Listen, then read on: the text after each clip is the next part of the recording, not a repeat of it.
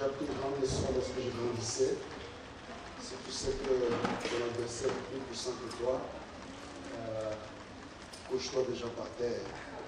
Je savais que je venais en France, où les gens s'habillent bien. Alors, j'ai dit, ça ne sert à rien de me battre, que je puisse prendre des habits qui ne vont pas me mettre en difficulté. Donc, je déclare déjà ma défaite.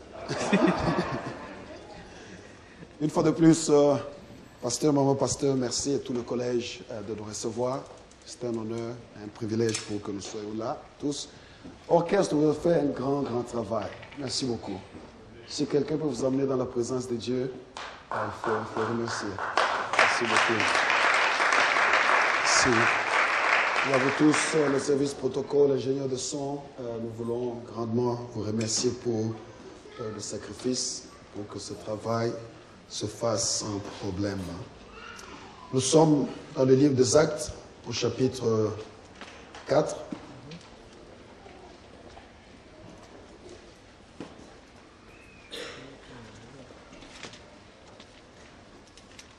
Actes des apôtres, le 4e chapitre, nous allons lire du verset 13 au verset 15.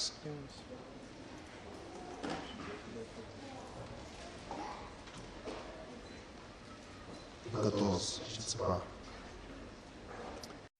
Lorsqu'ils virent l'assurance de Pierre et de Jean, ils furent étonnés, sachant que c'étaient des hommes du peuple sans instruction. Et ils les reconnurent pour avoir été avec Jésus.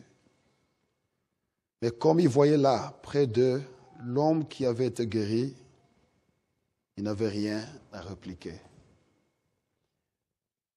C'est l'histoire des gens qui arrivent à aller au-delà des limites, qui sont étonnés et qui étonnent le monde. Et mon souci, ma prière, et mon attente, c'est qu'à l'issue de ces 4 jours que nous passons ensemble, que ce ne soient pas des journées perdues, mais plutôt que ce soit des investissements qui produisent beaucoup. Je sais comment vous êtes occupés dans ce pays et dans ce coin du monde, particulièrement la France. Les gens courent dans toutes les directions, habitent à de longues distances, travailler, aller aux études, après cela, trouver le temps pour venir au culte, c'est un gros sacrifice. Alors que ce sacrifice ne soit pas un sacrifice en vain.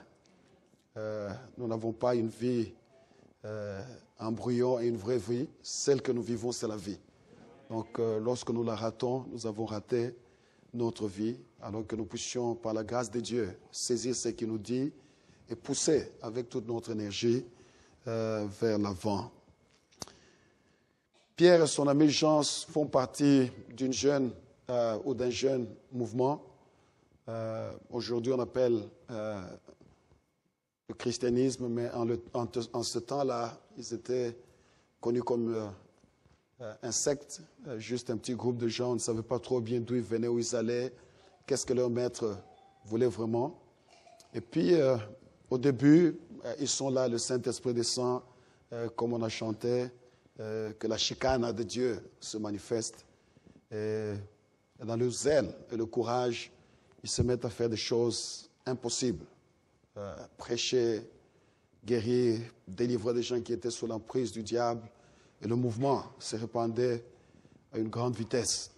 Là, ils sont déjà dans les 3000 et plus en un temps record, juste les 5 premières années. Et tout le monde est étonné.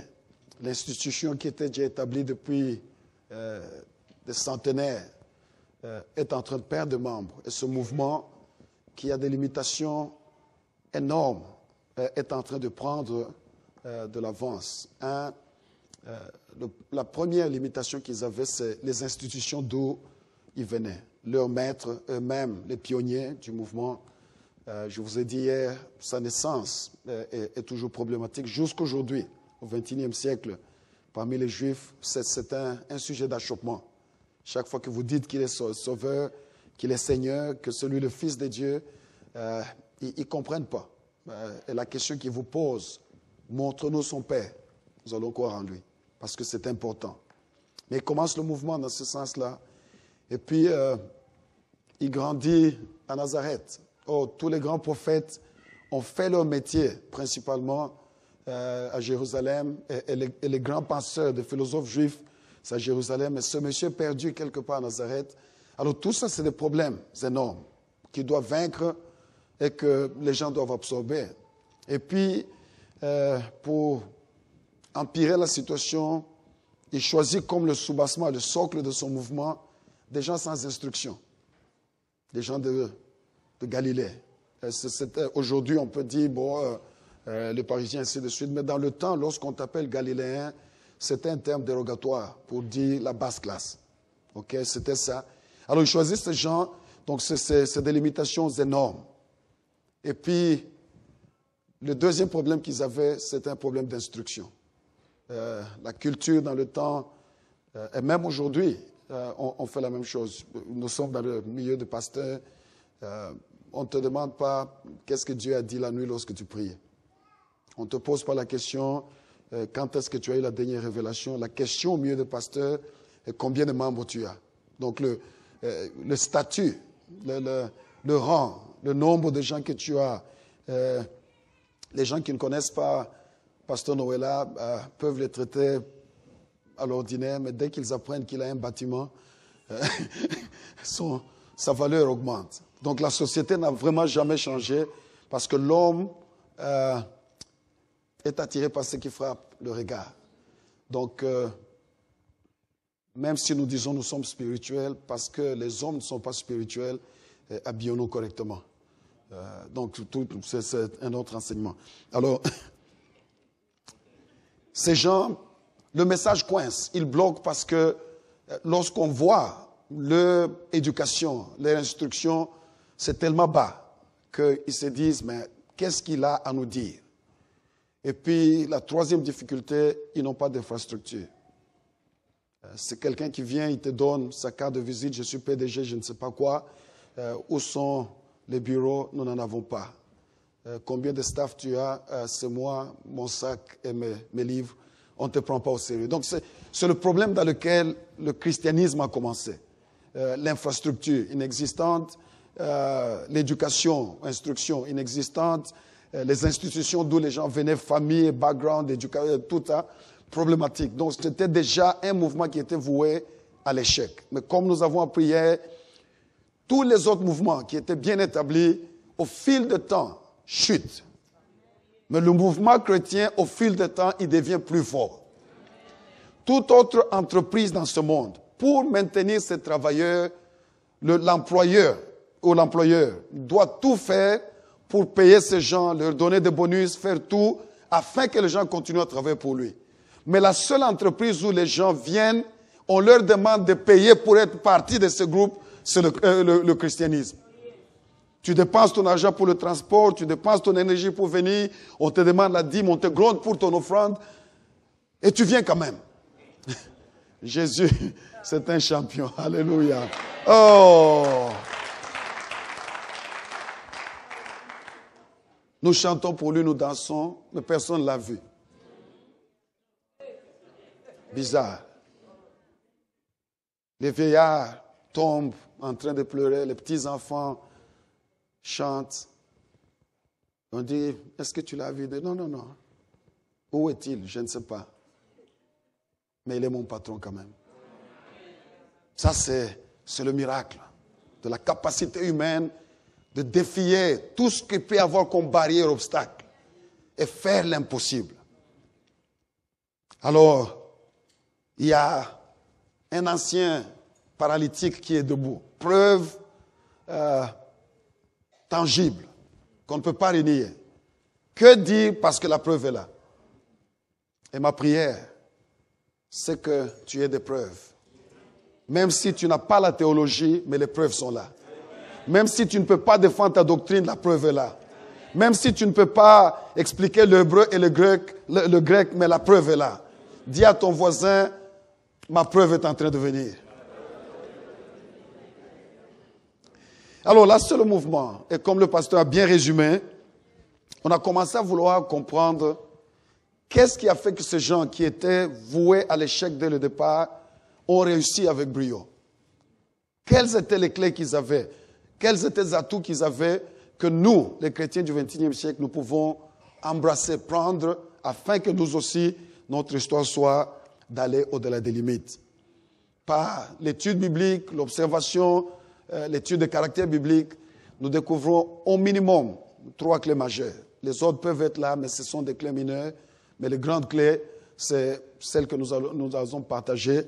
Hier, la première clé que je partageais avec vous, qui est probablement, je me sens mal parce qu'on ne peut pas aller en détail dedans, mais c'est important. Celui qui est porteur du prophétique est riche. S'il y a une semence de la promesse de Dieu, tu es riche même si tu n'as rien en main. Si Dieu a dit qu'il fera, il le fera.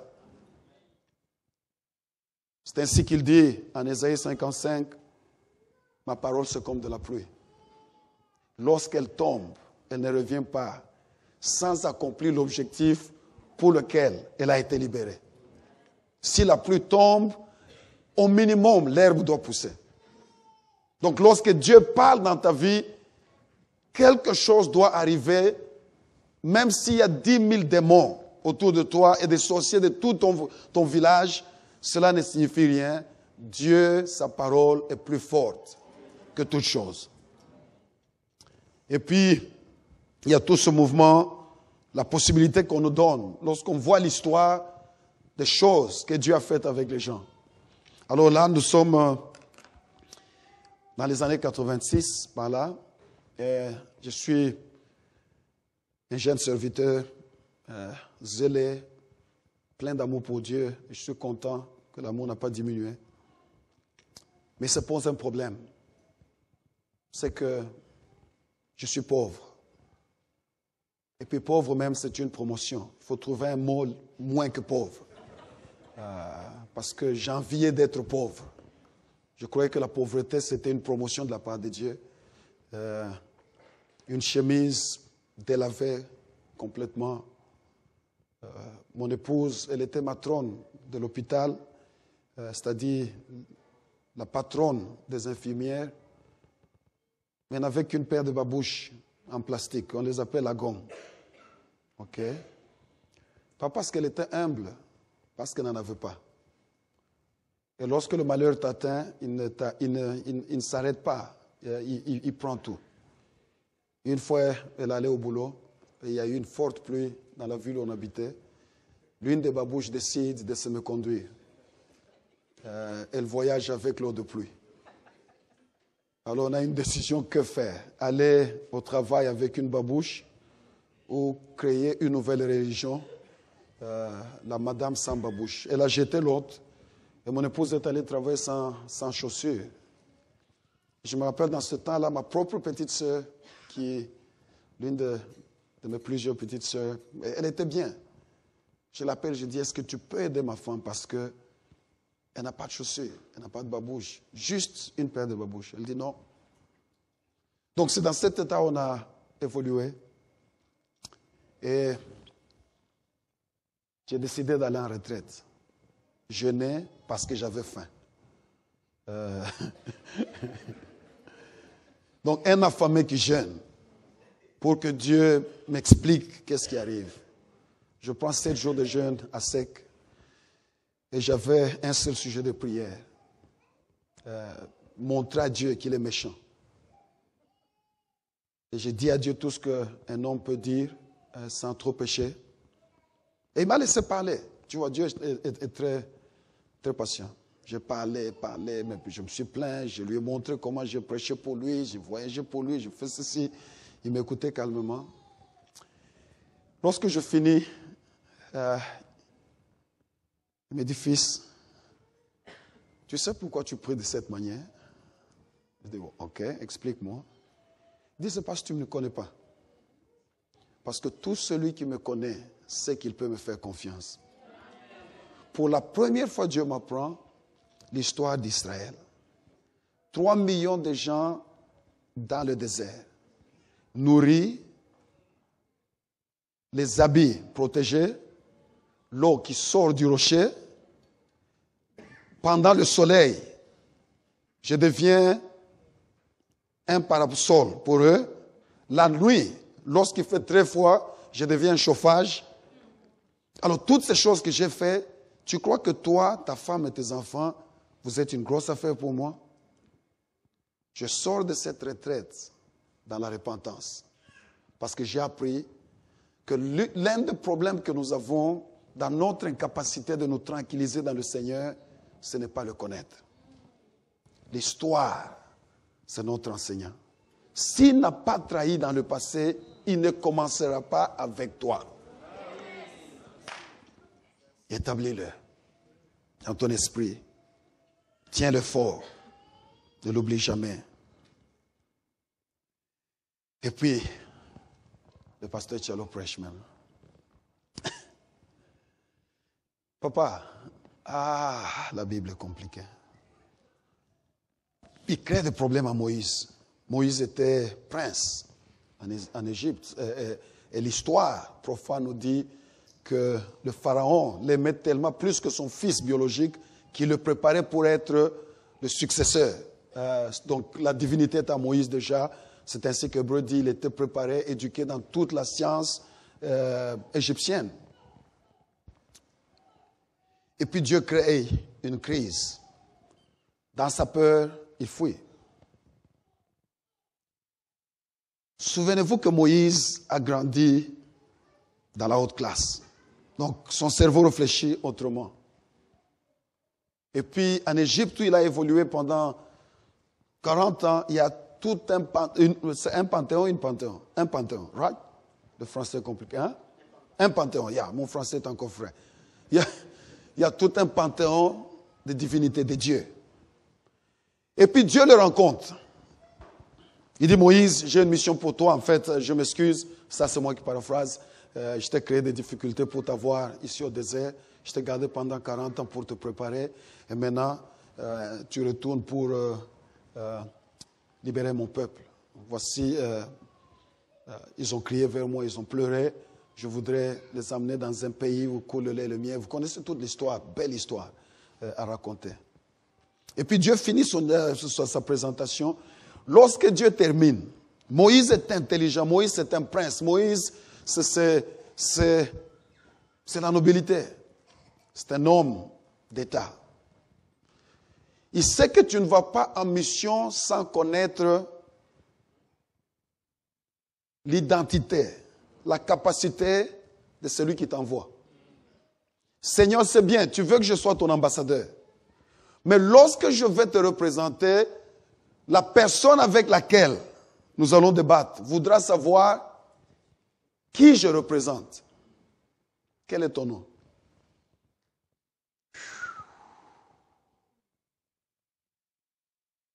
Vous devez savoir qu'en Égypte, il y a plusieurs divinités.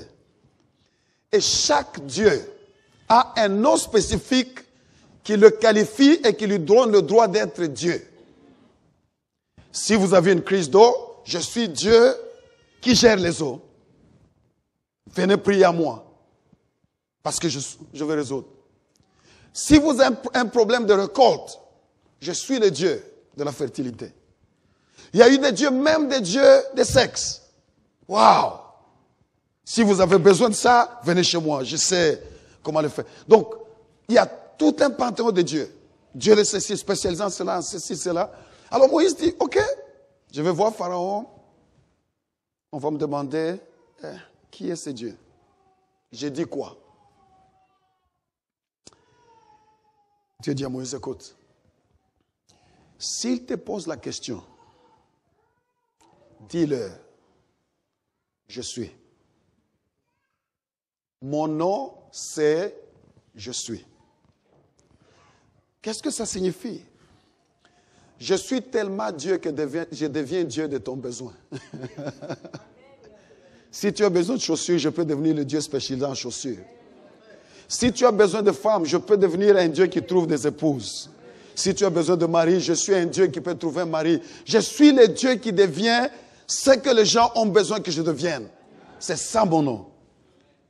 Et puis lorsque Dieu finit de se présenter, le verset qui suit, il dit, je suis le Dieu d'Abraham, complété, et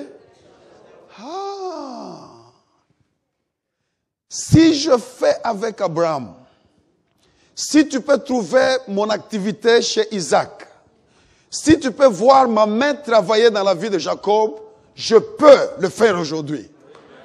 Ça, c'est la force de la foi chrétienne. C'est de regarder dans l'histoire passée et de voir la trace de Dieu opérant parmi les humains. Pour dire s'il a fait, s'il a fait, s'il a fait, s'il avait fait, s'il eût fait, selon le verbe que vous conjuguez, et vous revenez, vous dites, il le fera encore. Parce que ça, c'est le Dieu. Et il dit, cela sera mon nom de génération en génération. Dis à ton voisin, il est aussi ton Dieu. Non, non, non, non, ce voisin-là n'a pas d'onction, change de voisin. Dis-lui, il est aussi ton Dieu. Acclamons très fort le Seigneur.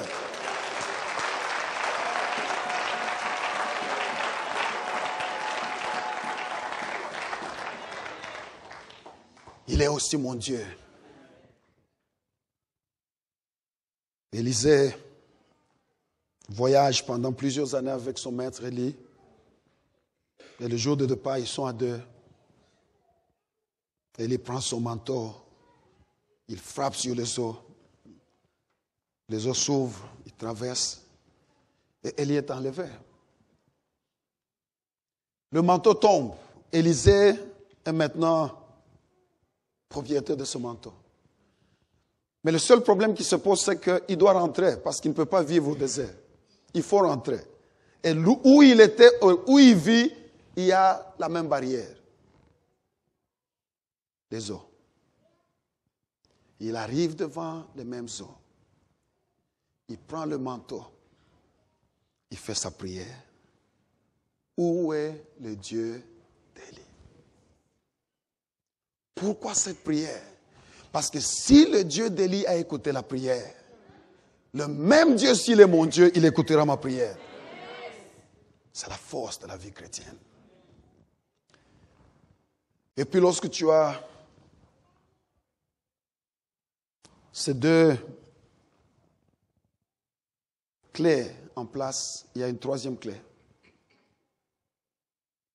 Et cela nous mène à la question que je me suis posée plusieurs fois. Nous sommes dans une église, des milliers de gens, des centaines de gens ou une cinquantaine. Le nombre n'a pas de problème. Mais pourquoi d'autres semblent émerger et la plupart sont bloqués au bas de l'échelle? C'est quoi exactement, mon Dieu? Et Dieu me dit, principe. Si tu entres dans les principes de Dieu, le résultat viendra automatiquement. Donc ce soir, demain et dimanche, Dieu nous faisant grâce, nous allons aller principe par principe, étudier certaines choses que vous connaissez, c'est un rappel, ce que vous ne connaissez pas. Je serai content que j'ai amené un peu de lumière sur ce sujet important. On est ensemble? Il y a 8 principes que j'ai pu trouver dans la Bible. Peut-être qu'il y en aura plus. Mais au moins, il n'y aura pas moins que 8. Il y a 8 principes dans la Bible, préétablis, que tous ceux qui ont marché avec Dieu, lorsqu'ils ont mis ces principes en application, ils sont allés au-delà des limites, quelles que soient les limites qui leur été imposées. Alors ce soir, nous allons, par la grâce de Dieu, s'il nous permet de couvrir 3 principes, et puis on va continuer ainsi, jusqu'à voir jusqu'où Dieu va nous mener. On est ensemble? Principe numéro 1. Si tu veux aller au-delà des limites, il faut rechercher la présence active de Dieu. Thank you for that yes. Let me try again. At least j'ai un chrétien à l'église.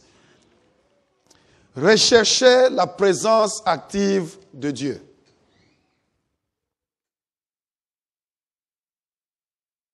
Voici ce que j'ai découvert en marchant avec Dieu. Et j'ai marché avec lui pendant assez longtemps. Dieu est partout. Mais il n'est pas partout de la même manière. Dieu est partout, mais il n'est pas partout de la même manière. Dieu est avec tout le monde, mais il n'est pas avec tout le monde de la même façon.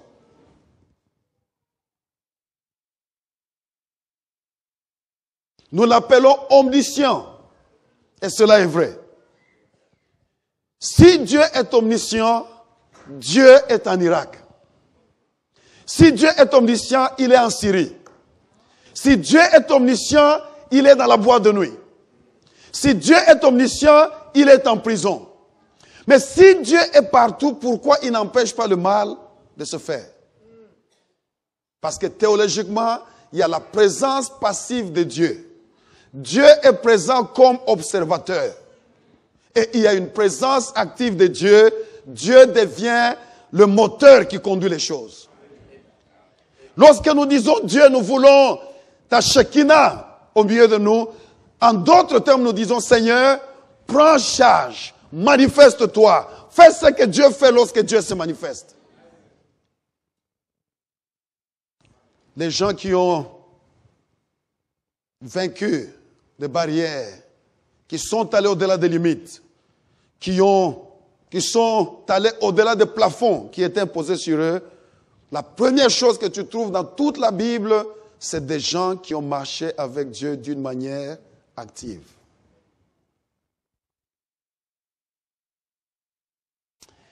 La Bible nous dit que lorsque Joseph arriva en Égypte, il n'avait que lui. Joseph n'est pas venu avec un petit sac ou un peu de réserve d'argent. Joseph est venu avec lui seul. Et tout celui qui connaît l'histoire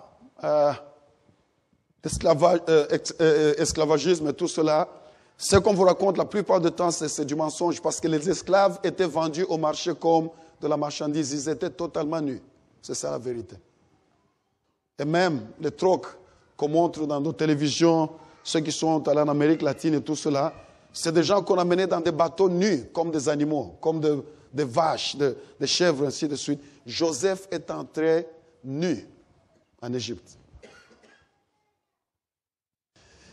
Et puis il y a eu des complications techniques. Potiphar, la plupart des gens ne savent pas, Potiphar c'était le patron qui était, je ne sais pas comment on appelle ça, celui qui était chargé de service d'exécution. Donc les gens qui tuaient les gens pour le gouvernement. On les appelle comment? Hein? Voilà, le chef de bourreau. Donc lorsque tu as un problème avec Pharaon et tout cela, c'est lui qui était patron de ceux qui tuent. C'est ça, Potiphar. Et puis lorsque tu opères au niveau royal, là où Pharaon est, ces gens-là ne vont pas au marché. Comment tu sais si tu es riche ou pauvre? Si tu vas encore à la banque, tu es pauvre. Si tu mets ton propre carburant, tu es pauvre. Si tu sais où est-ce que tu as placé tes derniers 50 €, tu es pauvre. Pas vous, ceux qui ne sont pas venus aujourd'hui. Parce que les riches fonctionnent à un autre niveau. Ils ne savent pas quand est-ce que pour la dernière fois, ils sont allés à la banque. Une fois, on croyait que c'était Bill Gates était un peu sarcastique. On lui pose la question, combien d'argent tu fais par jour? Il dit, par peur de passer pour un arrogant, je ne le suis pas. Je n'ai pas d'idée. C'est tellement beaucoup que j'ai perdu la capacité de suivre combien je fais. Mais toi et moi. Même 2 €, tu sais exactement où tu avais laissé. Quelqu'un a pris, c'était ici. Où sont mes 2 €? C'était ici. Non. Alors, les gens comme le Potiphar n'allaient pas au marché. Parce qu'ils n'appartenaient pas à cette catégorie. Mais parce que Dieu était avec Joseph, il a fait faire à Potiphar ce que Potiphar n'est pas supposé faire. Il s'est retrouvé là où il ne doit pas être. Pas parce qu'il avait envie d'aller au marché, mais parce qu'il y avait un homme en mission qui arrivait. Il y a des connexions que Dieu permet. Il y a des rendez-vous que Dieu permettra. Il y a des rencontres que Dieu permettra dans ta vie qui, naturellement, tu ne peux pas les avoir. Mais parce que tu es porteur de la présence de Dieu, Dieu fera que les gens viennent et te rencontrent. On était jeunes chrétiens, on a appris une histoire. Je tais le nom parce que la dame était devenue très populaire dans le temps. Dieu ne lui a pas donné la grâce d'avoir la beauté physique. Tu vois ça, c'était une très belle femme spirituelle, mais l'extérieur n'était pas tellement spirituel. Ça compliquait. Alors les frères de l'église, bon, ils l'aimaient comme sœur en Christ, mais pas femme à épouser. Oui, sœur en Christ. Mais femme à épouser, non pas parce qu'elle se méconduisait, mais le visage posait de problème. Et puis, les années sont passées. Elle était adolescente. Elle est devenue une jeune dame. Et puis. Mais elle avait une promesse de Dieu. On t'épousera. Elle a attendu 30 ans, 32, 33, 35, 38. Dit Seigneur. Et puis les gens viennent partent, on prend d'autres personnes, les moins spirituelles sont prises, ainsi de suite. Lorsqu'elle totalise 40 ans, un blanc quitte les États-Unis pour Mbujimaï, lorsque l'Amiba fonctionnait encore bien, en mission de service. Dès qu'il atterrit, Dieu lui dit, je ne t'ai pas amené en mission de service, je t'ai amené pour rencontrer ta femme. Un jeune blanc, chrétien, 45 ans, n'a jamais été marié. Et puis le dimanche, il se lève, il veut trouver un endroit pour prier. La personne chez qui il demande à l'hôtel le conduit dans cette église, qui n'est même pas l'église la plus grande de Mbujimaï, pour prier. Dès qu'il entre, Dieu lui dit, ta femme est là. Et puis comme un bon chrétien, il va voir le pasteur. Pasteur, je sens que j'ai trouvé ma femme. Il y a des temps où même le pasteur ça coince. Il dit, frère, es-tu sûr? Parce qu'il y a de plus jeunes. Et il dit, c'est celle-là. Et puis, pour ne pas trop tirer en longueur, à 40 ans, vierge qu'elle était, le gars vierge qu'il était, il se marie. Elle quitte Mbujimaï direct, États-Unis. Dieu est capable. Non, tu n'as pas entendu. Je sais avec le musée, Dieu est capable. Dieu est capable. Joseph entre chez Potiphar, tout commence à prospérer. Nous sommes en Genèse 39. Et l'écrivain donne une raison. Parce que Dieu était avec lui.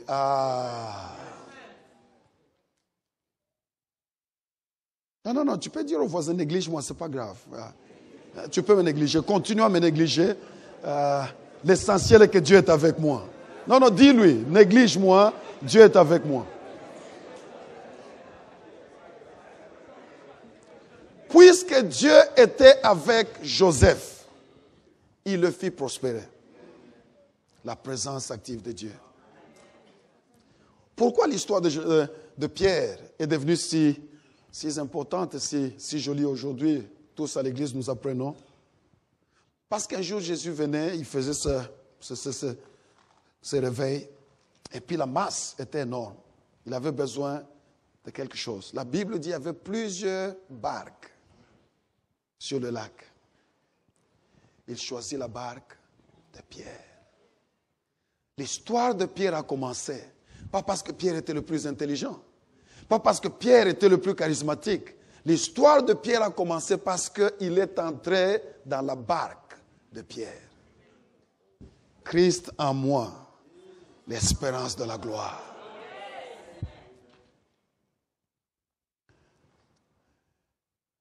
C'est pour cela qu'il y a des gens qui servent Dieu avec une dévotion énorme. Parce que nous ne savons pas d'où Dieu nous a tirés. Chez mon père, ils étaient à 3. Son grand frère, lui et leur petite sœur. J'étais un petit enfant, terminant la 6e primaire. Lorsque ma tante me regardait droit dans les yeux, elle dit, si toi tu termines les études, tu mettras un 6e doigt ici. Tu ne finiras jamais. Et sa malédiction presque marchait. Presque. Parce qu'à l'âge de 13 ans, lorsque les petits-enfants sont chez leurs parents, moi j'étais déjà un bandit. Toutes les mauvaises choses, je les ai apprises à cet âge-là. Sauter des parcelles des gens, entrer faire toutes les mauvaises choses. Et puis, mon père, parce qu'il tenait aux études, une force, je vais étudier, tout. Mais comme j'étais déjà dans un tourbillon d'une vie très fausse, très mauvaise, j'étais une douleur pour ma famille. Et puis un jour, mon père me regarde dans les yeux, dit, le plus grand regret que j'ai dans ma vie, c'est de t'avoir mis au monde. Ma tante me maudit, mon père regrette ma naissance. Et je deviens un enfant raté. Les bandits deviennent mes amis, les bois de nuit, c'était l'endroit où j'étais, et tout ça. Jusqu'à ce qu'un jour, l'homme de Galilée m'a trouvé dans mon état. Lorsqu'il est entré, les choses ont commencé à changer. Frère, vous n'avez jamais vu, chaque fois que votre copine attrape un copain ou fiancé, tout le monde se réjouit. Mais lorsque mon épouse a dit à ses amis que il dit, quel malheur, parce qu'on m'appelait Rastaman. Rasta, dans ta vie, c'est quel malheur ça. Mais aujourd'hui, chaque fois que je la regarde, je dis, petite, si tu avais refusé aujourd'hui, où est-ce qu'on allait être?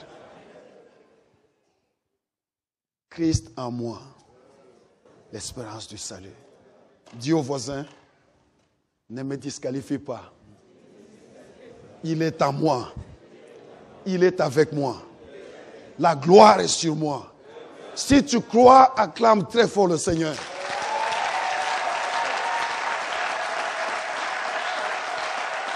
Non, tu n'as pas encore acclamé. Tu n'as pas encore acclamé. Tu n'as pas encore loué le faiseur de miracles. Alléluia!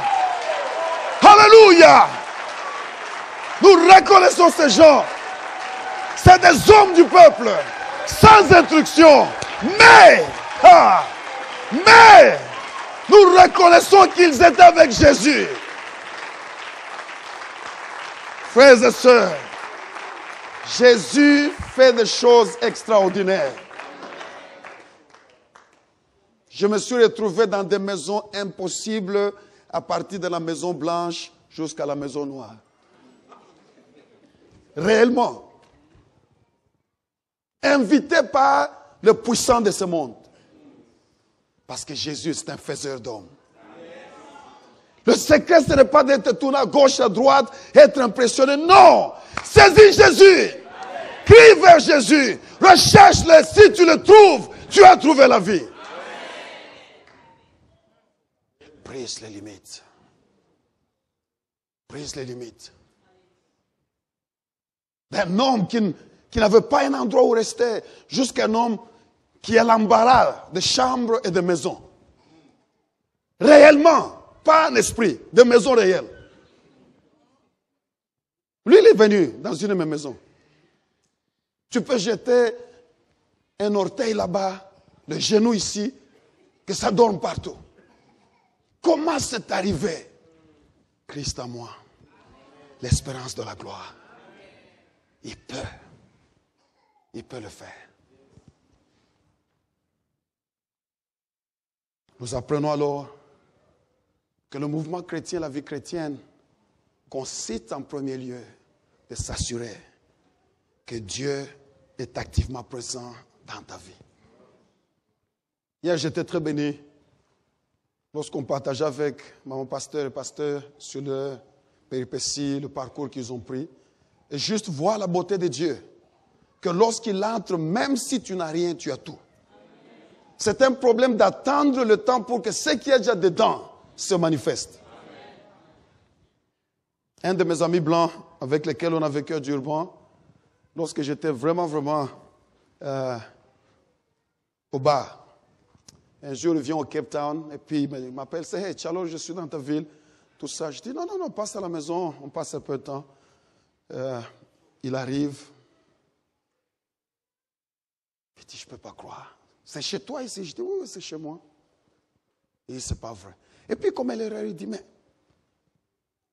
il n'y a pas longtemps, tu n'avais rien. J'ai dit, non, non, non, non, Harold, c'est ça ton erreur. J'avais quelque chose que tu n'avais pas encore vu. Oh, oh, oh, oh. Lorsque j'entrais en Afrique du Sud, j'entrais riche. Mais ma richesse était d'abord cachée. Pour que je comprenne le terrain, que Dieu place les choses à leur place, afin que lorsqu'il manifeste, les gens s'étonnent. Frères et sœurs, si Dieu est avec toi, la France ouvrira les portes. Si Dieu est avec toi, les choses ici changeront. Il y a un gars, c'est un Soudanais qui est allé, chrétien, aux États-Unis comme réfugié. Aujourd'hui, il est au sommet de la nation. Joseph est entré comme esclave. Mais c'était quelqu'un qui avait Dieu avec lui. La vie de Pierre a changé parce que Jésus est entré dans sa barque. Notre vie est appelée à aller au-delà des limites parce que Christ en nous, l'espérance de la gloire. Simple. Le deuxième principe qui va nous aider tous à évoluer au-delà des limites que nous avons, c'est de rêver les rêves de Dieu. Je vais répéter encore. Il faut rêver les rêves de Dieu.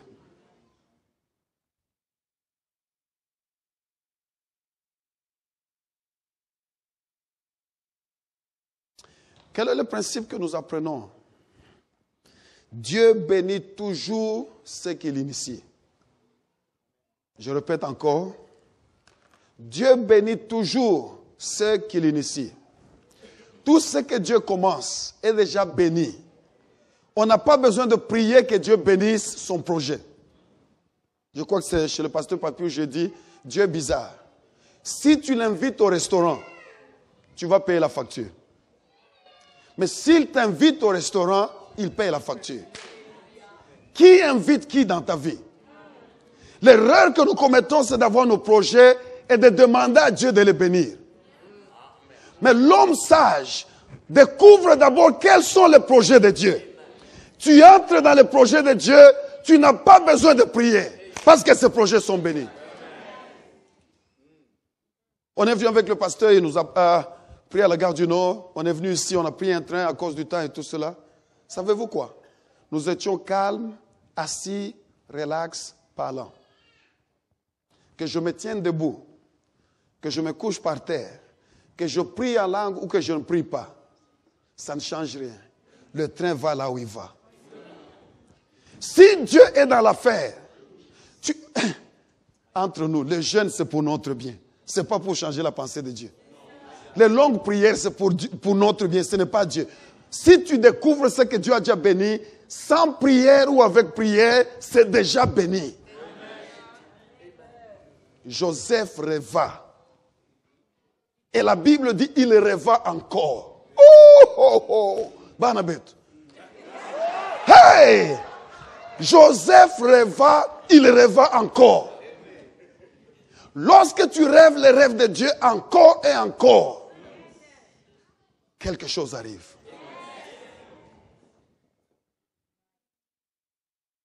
La grandeur. Faire des choses extraordinaires, c'est un sujet le plus simple dans l'économie divine. Mais tu dois entrer dans le plan de Dieu. C'est tout le secret. Le problème que nous avons en tant qu'humains, nous avons nos propres projets qui nous consomment l'énergie et le temps. Que personne ne se soucie de savoir, Dieu, qu'est-ce que tu veux exactement? Lui te dira, il te dira, je te dirai, nous tous, lorsque Dieu nous appelait à entrer dans le service pastoral, les gens disent quel malheur. Parce que ce que vous voyez aujourd'hui comme pasteur, c'est quelque chose qui n'existe pas. Maintenant, le pasteur a un véhicule, le pasteur, il a des gens qui portent sa Bible, le pasteur a 3 bouteilles d'eau à lui seul, je ne sais pas si même il les boit. Le pasteur a 2 micros, un micro à gauche, à droite. Ces choses n'existaient pas. Tous les pasteurs que nous avons connus, ils avaient des chaussures qui avaient 45 degrés d'inclinaison. C'était le trait commun de tous les pasteurs. Chaussures, 45 degrés d'inclinaison. Tu crois que le pasteur est handicapé? Non, les chaussures sont usées. C'est là, nous venons de là. Qu'une fille dise à ses parents qu'on va me marier par un pasteur, c'est le plus gros malheur. Mais aujourd'hui, dis à ton voisin, système changement. Non, dis à ton voisin, système changement. Les choses changent. Maintenant, tout le monde commence à prier, Seigneur, envoie un pasteur de ce côté.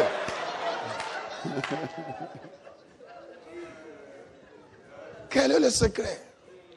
Entrer dans le plan de Dieu. Et puis, les gens commettent aussi une erreur parce que, le service pastoral semble être très populaire et glorieux et tout cela. Les gens s'improvisent comme pasteurs. C'est ça mon travail. Je suis dans les statistiques, les recherches et tout cela pour la santé de l'Église et tout. Que je vous dise un secret. 87%, il y a 87. 87% des pasteurs souffrent. Oui. 87% souffrent. Ceux qui sont bien, c'est juste une minorité. Pourquoi? Parce que lorsque Dieu ne t'a pas appelé et que tu t'appelles toi-même, tu vas payer la facture. Ah non. Le pasteur Noëlla, pourquoi il doit régner lui seul? Je vais commencer mon église. Va commencer. Papa, vas-y, même aujourd'hui, va commencer. Cette histoire, si Dieu ne l'a pas initiée, elle va te tuer. Les factures.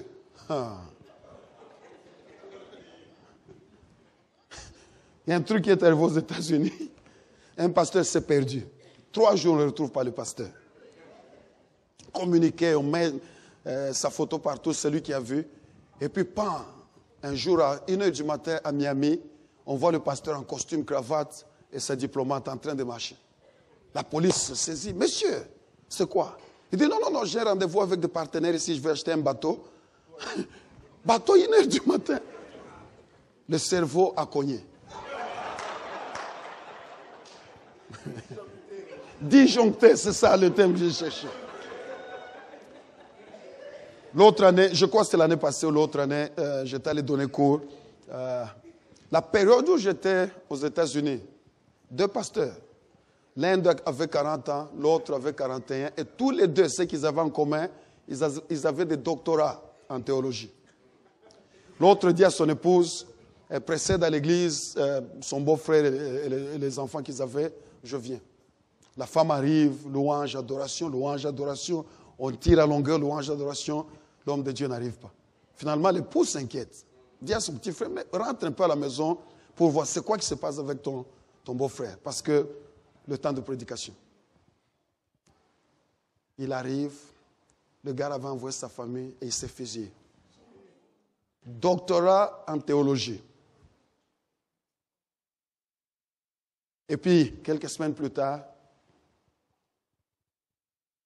le pasteur prêche, comme je le fais, un culte de dimanche. Le culte se termine, il prie pour les gens, et pendant que les gens sortaient, il y a un coup de balle qui retentit. On regarde, le pasteur s'est tué à la chair après avoir prêché. Docteur en théologie, 41 ans d'âge. Si Dieu n'est pas dans la chose, le prix est trop lourd. Le secret pour aller au-delà des limites dans n'importe quel domaine, trouve ton couloir. Reste dans le couloir où Dieu t'a établi. Cours sans regarder à gauche ni à droite. Reste-y. Parce que l'onction et la grâce, pour aller au-delà des limites, c'est dans ton couloir. Joseph rêva les rêves de Dieu. Il les rêva encore. Pierre est devenu grand. Parce qu'il a entendu Jésus lui dire, suis-moi, je ferai de toi pêcheur d'hommes. S'il était resté pêcheur de poissons, Pierre allait mourir dans l'anonymat. Mais parce qu'il est entré dans les rêves de Dieu, Pierre est devenu ce qu'il est devenu. Peux-tu poser la question aux voisins, quelle est la vision que tu poursuis dans ta vie? Est-elle la vision de Dieu ou ta propre vision?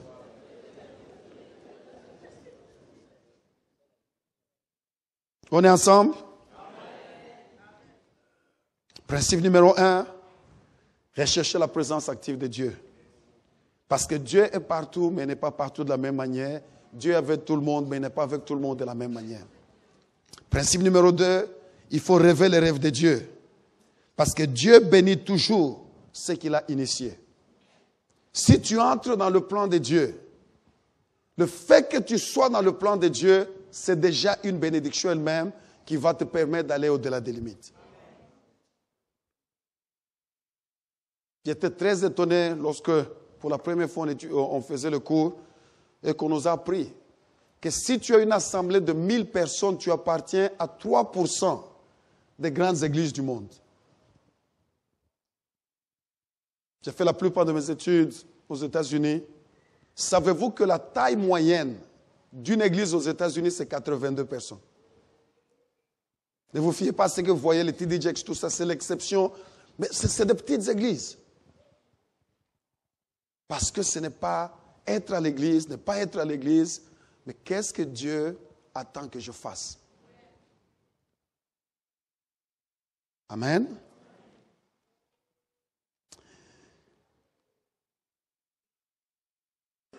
Troisièmement,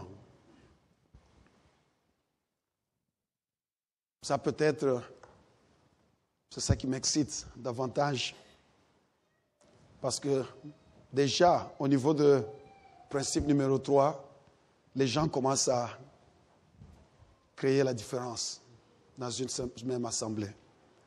Le troisième principe, si tu vas aller au-delà des limites, il faut oser l'inconnu par la foi en Dieu.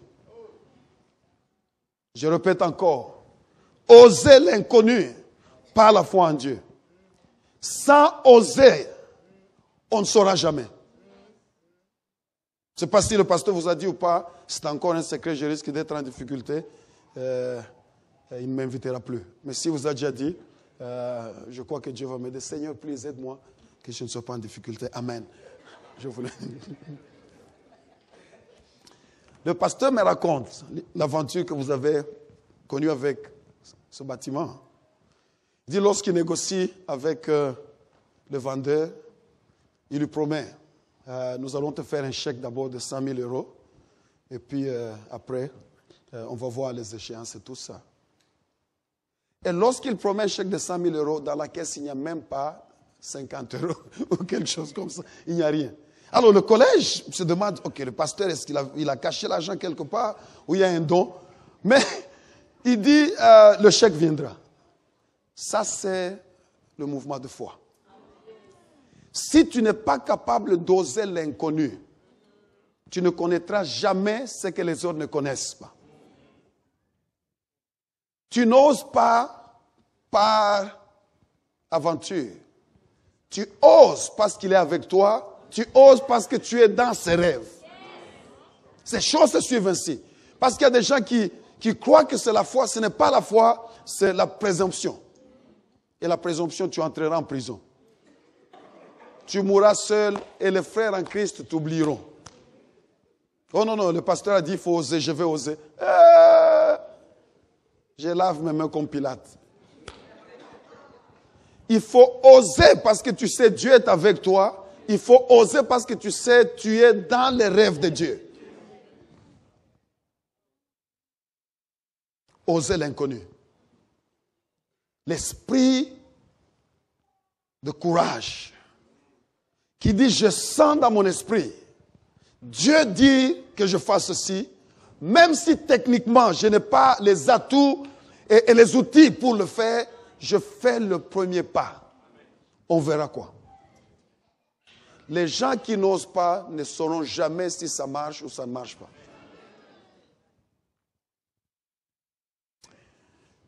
Rentrons encore dans la petite histoire de Joseph, parce que la plupart d'entre nous, bon, nous lisons et puis nous ne lisons pas. Pasteur, Joseph est parmi les cadets. Ok? C'est-à-dire, son père l'a tellement protégé qu'il ne travaille pas comme ses frères. Mais il avait cet esprit de rêver les rêves de Dieu, la présence de Dieu sur lui. Et puis, à 17 ans, de la maison de son père, directement esclave. Le premier boulot réel de Joseph, c'est un domestique dans la maison de Potiphar. OK? Ça, c'est son emploi. Palmarès, boulot numéro 1, domestique chez Potiphar. Il travaille pendant un temps, et puis une petite promotion, il est le chef de domestique. Et puis la femme tombe amoureuse. Non, non, même pas l'amour.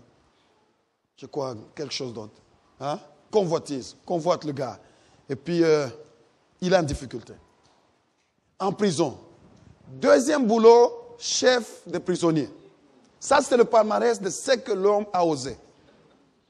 Boulot numéro 1 dans ma vie, domestique. Et puis après un temps, j'ai eu une petite promotion, chef de domestique. Boulot numéro 2, chef de prisonnier. C'est tout. Pas d'autre chose sur le palmarès. Mais il a un don.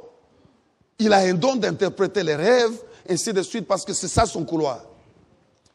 Il y a une crise. Crise pas nationale, internationale. La première crise économique mondiale, c'est à cette époque-là, qui est sur le point d'arriver.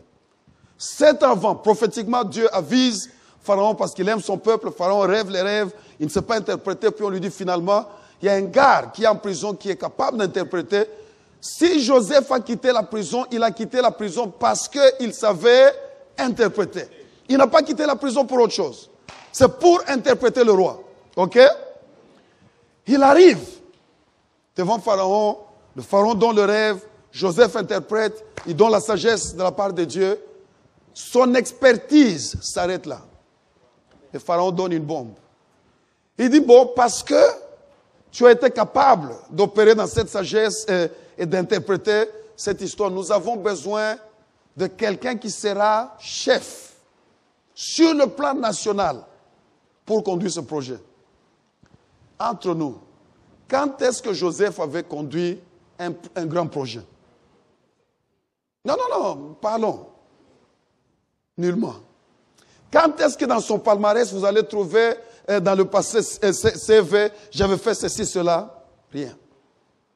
Mais lorsqu'il sent que c'est Dieu qui est dans l'affaire, il ose. Il dit, Dieu, je n'ai jamais été manager d'un pays, je le deviens aujourd'hui.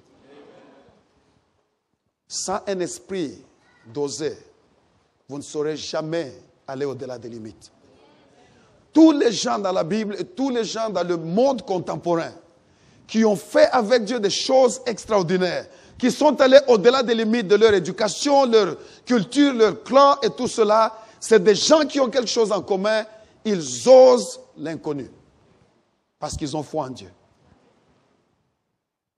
L'un de ces gens, c'est Pierre. Pierre est dans la barque avec ses amis, et puis Jésus vient, marchant sur les eaux au milieu de la nuit. Banabetu, entre nous. Okay. Il n'y a jamais eu quelque part dans le passé où c'est écrit tel marcha sur les eaux. Non, non, ça n'a jamais existé. C'est des histoires qu'on raconte aux enfants qui avaient un démon sur les eaux. C'est pour ça qu'ils croyaient que c'était un esprit. Jésus vient en pleine nuit, marchant vers eux. Pierre crie, tout le monde panique. Oh, un esprit, esprit, sors, sors. Je ne sais pas si dans le temps ils disaient au nom de Jésus, mais ils ont dit au nom de quelque chose. Et l'esprit ne sortait pas, il venait toujours. Et Jésus dit, non, non, non, calmez-vous, c'est moi les petits enfants. Et Pierre ose ce que les autres n'ont pas osé. Si c'est toi, commande que je marche aussi. Et Jésus donne un seul mot. Viens. Non, non, non, dis à ton voisin, viens. Non, l'autre voisin n'a pas d'onction. Change de voisin, dis-lui, viens. C'est tout. Jésus n'a pas commencé à expliquer des choses, théologie, non. Tout ce qu'il lui a dit, viens.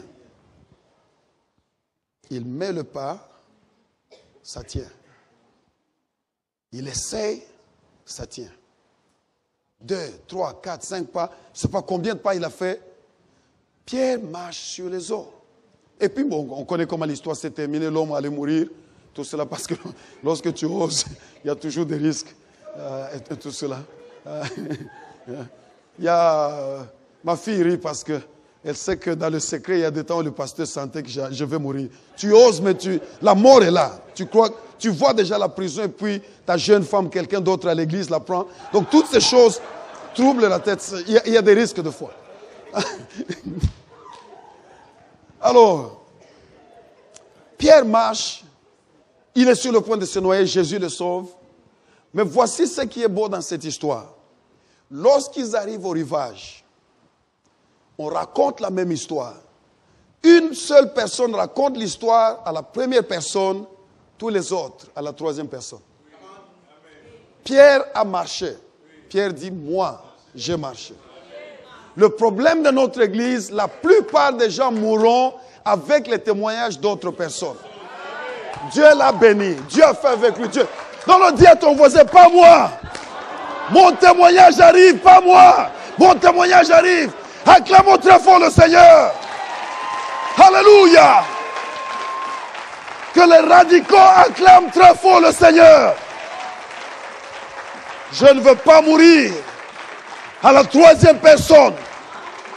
Je veux des témoignages à la première personne. J'ai marché sur les eaux. Pierre a marché sur les eaux. Il y a une grande différence. Celui qui dit Pierre a marché a vu. Mais il n'a pas expérimenté. Mais celui qui a dit j'ai marché, il a vécu. Quelle est la différence? L'audace de la foi. Oser. Essayer. Lorsqu'on sent qu'en nous, Dieu s'élève, tu dis je le fais. J'ai beaucoup étudié la foi et puis hier, j'ai découvert encore, Pasteur Noëlla et moi nous partageons ce don. C'est un grand don qui opère dans ma vie. Lorsque ça te saisit, c'est bizarre. Et j'ai voulu comprendre en profondeur qu'est-ce que la foi. Essayer d'expliquer au peuple de Dieu en termes faciles. Je suis arrivé à deux conclusions, aux deux définitions les meilleures. La première définition de la foi, selon mes recherches et ma découverte elles aussi, avoir une confiance inébranlable dans le caractère et la capacité de Dieu. Ah, laissez-moi essayer. Laissez-moi essayer de ce côté. Peut-être qu'il y a des nez de nouveau. La foi, c'est avoir une confiance inébranlable dans le caractère et la capacité de Dieu. Laissez-moi expliquer. Mamie, la raison pour laquelle je ne peux pas te demander de m'acheter un avion. Je parle maintenant. La raison pour laquelle je ne peux pas demander à ma fille de m'acheter un avion, ce n'est pas parce qu'elle a un mauvais cœur. Mais c'est parce que je sais qu'elle n'est pas capable. C'est simple. Nous demandons parce que nous assumons ces deux choses. La bonne volonté est là, la capacité est là. Autrement, nous ne demandons rien. Pasteur, je sais que tu as l'argent pour m'acheter une montre Rolex. La raison pour laquelle je ne te demande pas de me l'acheter, ce n'est pas parce que tu n'as pas l'argent. Mais je ne suis pas sûr de ta bonne volonté. À toi, je ne demande pas à base de ta volonté. À toi, je ne demande pas à base de tes moyens et capacités. En d'autres termes, s'il y a la bonne volonté et qu'il y a les moyens, je ne m'empêche pas de demander. Le Dieu que nous servons, il a et la bonne volonté et les moyens. Alléluia! Notre Dieu a la bonne volonté et les moyens. Et il dit, demande-moi les nations. Notre Dieu ne réfléchit pas à une nation, une maison, c'est trop petit pour lui. Il dit, non, comment tu me réduis à ce niveau? Ça, c'est la foi. Alléluia. Mes enfants ont compris comment je fonctionne. Mon fils ne demande pas, papa, tu peux? Il m'appelle vieux. Tu as découvert, oui. Il m'appelle vieux. Il téléphone sur moi, c'est vieux. Il sait déjà où je suis. Il dit, est-ce que tu es en Europe? Je dis, mais petit, ne fais pas des aventures. Tu sais que je suis en Europe. Il dit, mais il paraît que tu es en France. J'ai dit, petit, qu'est-ce que tu veux? Il dit, en venant, achète-moi telle chose. J'étais sur l'Internet. Ça ne coûte que 1 000 euros. Ça, c'est le petit. C'est comme ça qu'il fonctionne avec nous. Lorsqu'il a fini, si papa, nous prions pour toi. Au revoir. Bam. La balle est dans mon camp. Pourquoi? Il sait des sommes de 1 000 euros, papa peut maîtriser. La bonne volonté, il a. Je donne mon histoire, je continue à vivre. Moi, en France, je me bats. Y a-t-il un véhicule? Amenez-moi vite au magasin. Parce que le petit a dit que j'amène. Mais si je n'amène pas, il ne va pas me tuer. Sauf que ma réputation m'interdit de rentrer en Afrique. Ça, c'est ce qu'il demande.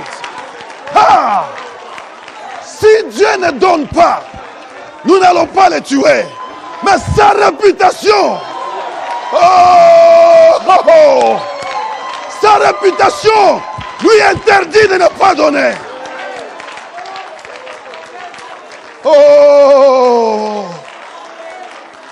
Noëlla lui dit, papa, j'ai besoin de ce bâtiment.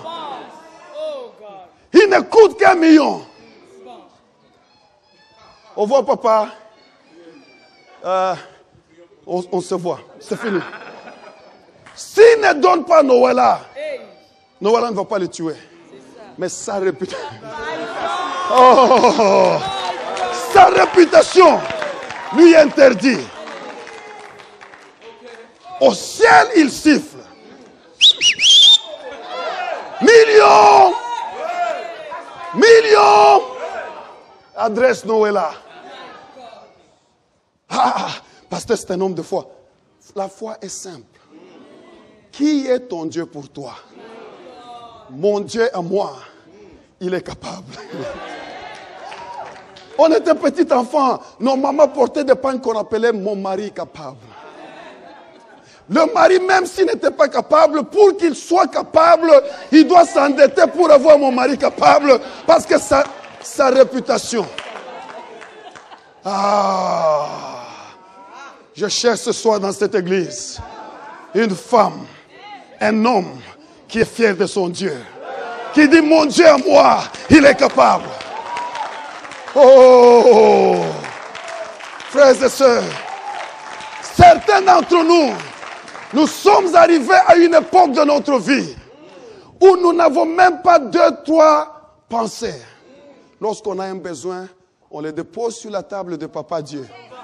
On s'en va. C'est tout. Papa Dieu, c'est mon histoire. J'ai appris que tu es au ciel. J'ai appris que ton nom est sanctifié. J'ai appris que ton règne vient. J'ai appris que tu t'impliques dans les choses des hommes. J'ai appris que tu as le cœur de roi dans ta main, comme des sources d'eau, les dirigeants comme tu veux. J'ai appris que tu as libéré le peuple d'Israël en touchant Cyrus, afin que des Juifs partent. J'ai appris que la maman Sarah, dans sa vieillesse, a eu un enfant. Parce que tu as des matrices de l'échange. J'ai appris que papa Abraham, à 100 ans, sans Viagra, Dieu est capable. Alléluia. Mon Dieu, mon Dieu, mon Dieu, mon Dieu.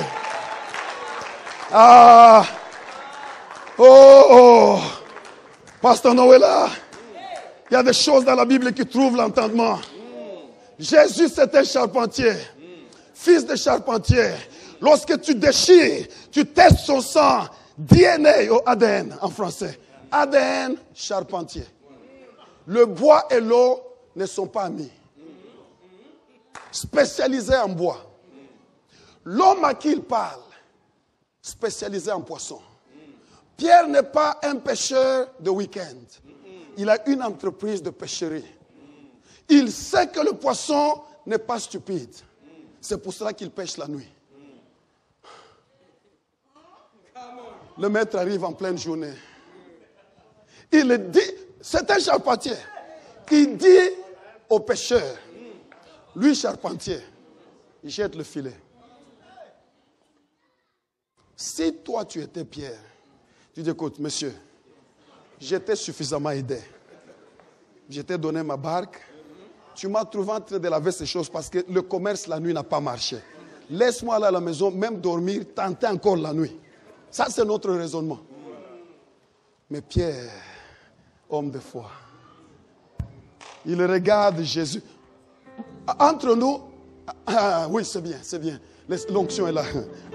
Entre nous, Pierre, physiquement, était plus âgé que Jésus. Il regarde Jésus. Il dit, écoute, toute la nuit, on n'a pas trouvé. Mais parce que toi, tu as dit, je jetterai le filet. Il ose l'inconnu. Le poisson suit, pas le filet de Pierre. La parole du créateur du poisson. Jésus dit au poisson, poisson, j'ai besoin de vous pour que vous puissiez vous suicider. Venez rapidement pour commettre le suicide.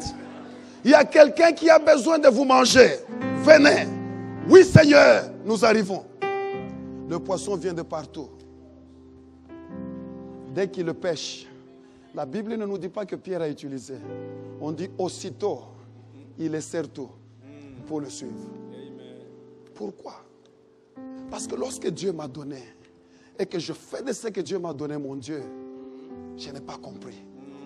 Si Dieu donne et qu'il dit lâche, c'est lui qui a donné, donnera encore et encore et encore. Chaque fois qu'il dit lâche, je lâche. Parce que je sais que si ce n'est pas par la pêche, ça sera lorsque je nage. Jésus dit, petits enfants, avez-vous du poisson? Le temps qu'ils amènent leur poisson, ils trouvent Jésus en train de faire un barbecue de poissons. Parce qu'il peut créer des poissons d'ailleurs. Papouette, à cause de sa réputation, Dieu fait des caprices au désert. Il dit, petit, écoutez, si je vous laisse manger Bichadjila, c'est-à-dire ce qui était resté hier, les gens diront, leur Dieu n'a pas de moyens. Lorsque vous mangez tout ce qui reste, jetez. Demain, jamais. Oh. Oh! Dieu ne le fait pas pendant 1 mois. 40 ans. Chaque matin, le repas arrive. Frais du ciel. Emballé. Non seulement ça. Dieu leur dit, ok, vous êtes au désert. Je sais que lorsque vous mangez, vous aurez besoin de boire. Je fais l'impossible. Le rocher marche. Chose que je n'ai jamais vue. Parce que c'est ça que Hébreu nous dit. Corinthiens. Le rocher les suivait partout, 40 ans. Rocher suit. Et puis Dieu dit, le rocher sera votre régie des eaux. Je me pose la question, quelle était la grandeur du rocher? Pour abreuver 3 millions de gens, leurs bêtes, il n'y a que Dieu. Et c'est Dieu-là, capable. C'est Dieu-là, de caractère. C'est Dieu-là, plein de bonne volonté. Tu crois qu'il ne peut pas t'amener au-delà des limites? Oh non, non, non, s'il te plaît. S'il te plaît. Si ta foi ne marche plus, emprunte la mienne. Frère, nous venons de loin. J'ai chose du 45. C'est déjà long. J'avais des chaussures de boulot, on appelle brodo chez nous. Je ne sais pas en français, le bon français c'est quoi? Jalate, les choses là pour les électriciens, mécaniciens. Chaussures. C'était ça, donc c'était ça ma chaussure de fête. Costume, chaussures de sécurité. Boulot, chaussures de sécurité. Je suis en sécurité 24 heures sur 24. Ça, c'est mon passé. Ces histoires ont tellement absorbé l'huile du travail que c'est devenu comme taille 16. Lorsque je m'arrête, la chaussure marche encore. Nous venons de là. Mais Dieu. Mais Dieu. Non, non, non, non. Laissez-moi vanter mon Dieu. Peut-être le vôtre est mort, mais le mien. Le mien. Dieu dit petit. Ou ta voix la bilato, ou ta kimbi. Non, ça, je vais interpréter. Tu porteras les chaussures, tu vas fuir. Et les porter, je les ai portés.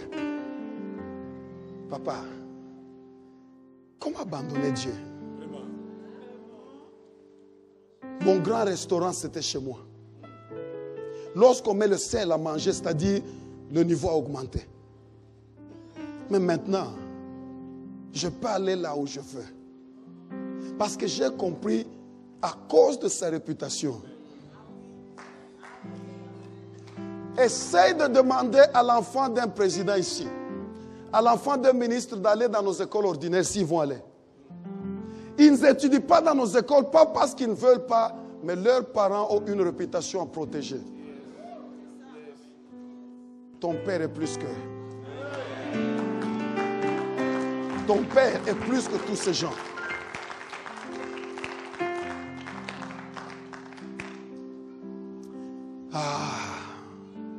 On termine bientôt. Oh, pasteur, ça c'est la bonne.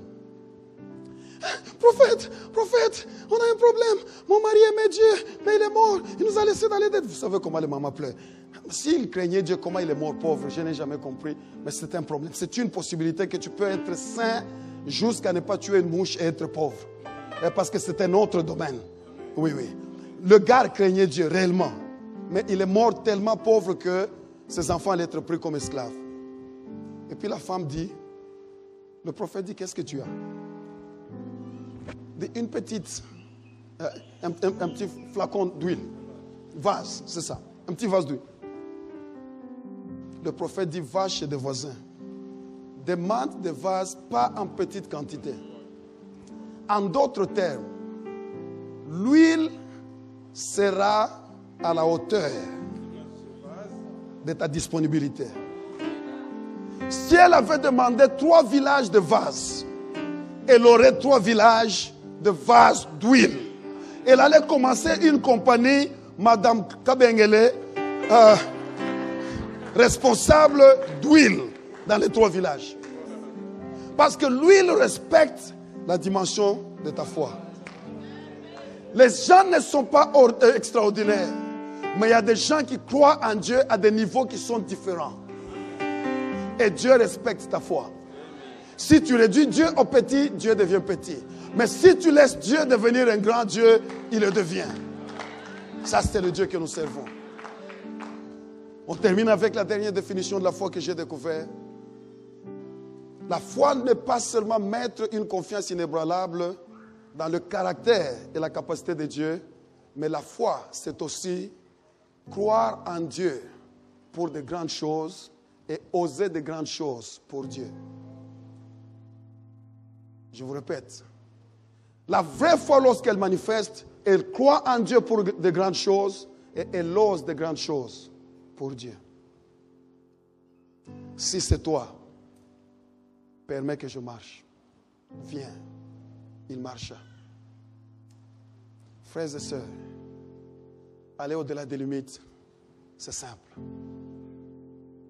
Jusqu'à ce que tu décides dans ton cœur qui est Dieu pour toi, les limites seront là où elles seront brisées. Les barrières seront là où elles seront brisées. Si Dieu est ce qu'il a dit qu'il est, s'il a le caractère qu'il a dit qu'il a, alors rien dans ma vie ne peut me bloquer. Ça, c'est le soubassement de la foi chrétienne.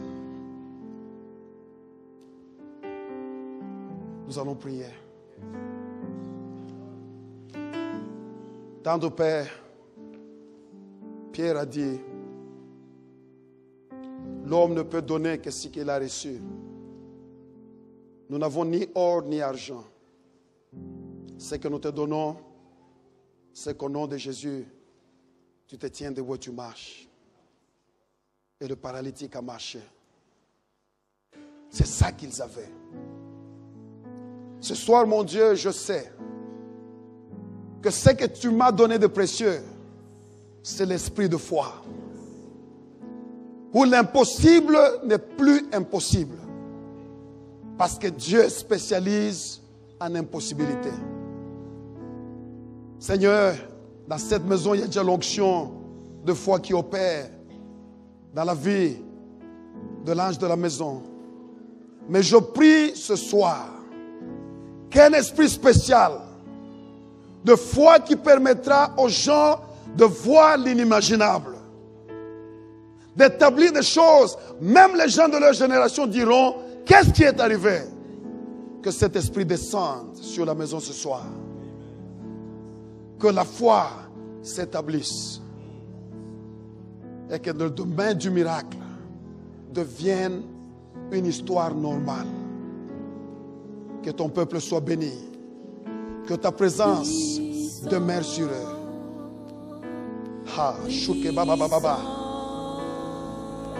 Que le rêve de Dieu déferle dans cette église. Oh Dieu, oh Dieu, oh Dieu, oh Dieu. Oh Dieu, oh Dieu, oh Dieu. Fais-le, fais-le ce soir, fais-le ce soir. Fais-le ce soir. Korabashaka ya baba baba skendele besto. Meria kotono manadalinde kokolo lo brosche baragai. Merando lo coro breve sikala la baba skere la boscia. Oye bo koro baba sata ya bara de koro bosse va. Adore le Seigneur, adore le Seigneur. Oye baba baya sando lo bosche koro bra. Toi-même.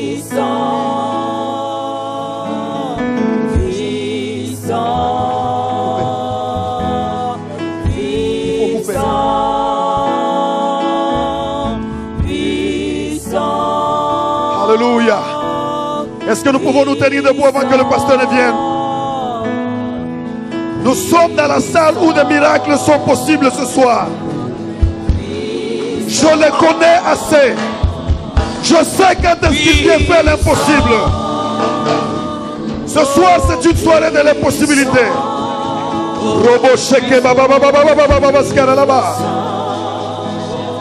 Toute maladie va partir. Au nom de Jésus-Christ. Ce problème que tu avais au boulot va disparaître au nom de Jésus.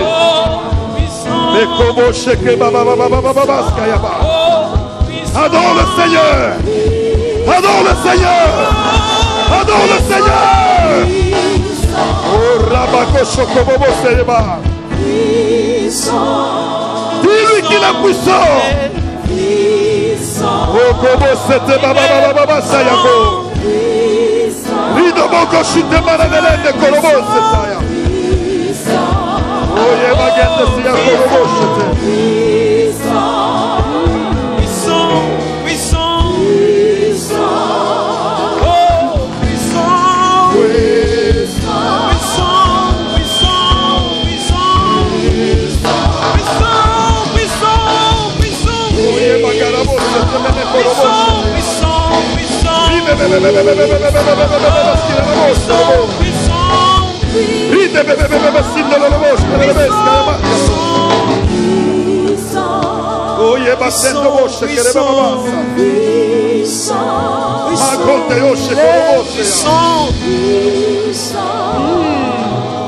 Oui, Jésus. Jésus pour ta gloire. Jésus pour ta gloire. Jésus pour ta gloire. Jésus pour ta gloire. Jésus pour ta gloire. Jésus pour ta gloire. Jésus pour ta gloire. Jésus pour ta gloire. Jésus pour ta gloire. Jésus pour ta gloire. Ekubashi korobo seteya. Baseto korobo sete baba babasa. Ite keke baba baba sindo lobo shereba. Rama kololobo sete bere de koromata yaga. Oyondo robo sele baba. Ike koko baba baba stile besha. Oye makendo lobo shelegeria. Puissant.